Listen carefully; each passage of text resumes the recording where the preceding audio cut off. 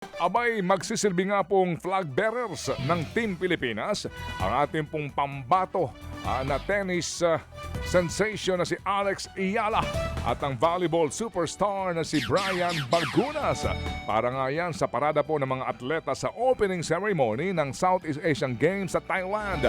Napili ang dalawa dahil nga sa malaki nilang impact sa global sports community ayon po yan sa Philippine Olympic Committee.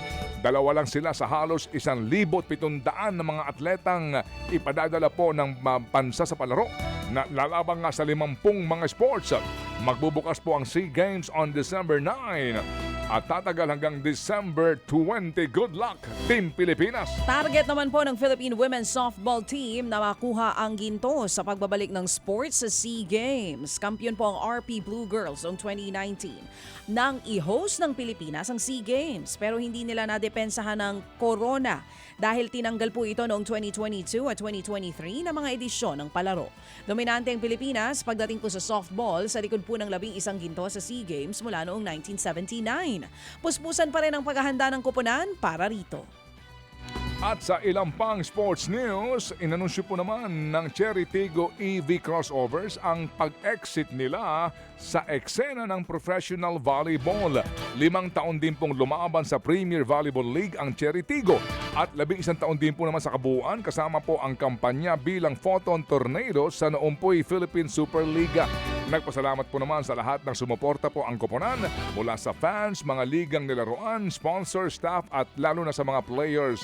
Nanalo po ng isang titulo ang Cherry sa PVL noong pong 2021 Open Conference. Mabuhay Cherry Tigo Crossovers! Hindi pa raw tuluyang isinasara ni Gilas head coach Team Co ng pintuan sa posibilidad na bumalik sa national team si big man Japet Aguilar.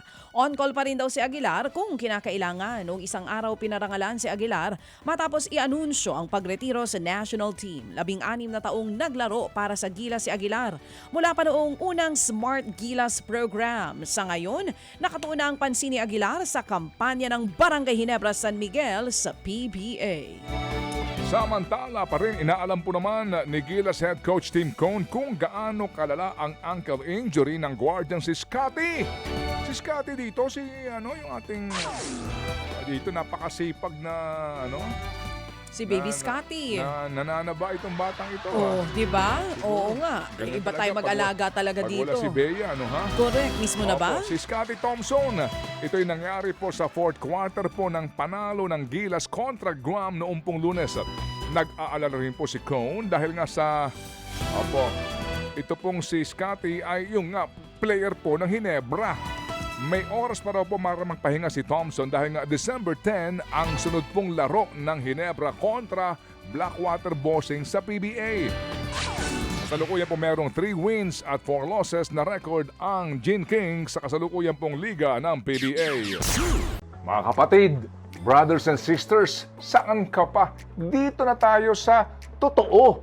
Dito na tayo sa True FM. Mga kapatid, mag-subscribe and follow po kayo sa social media accounts ng True Network PH. Yan po kami, hanapin nyo lang True Network PH, Facebook, Instagram, YouTube, TikTok, and podcast.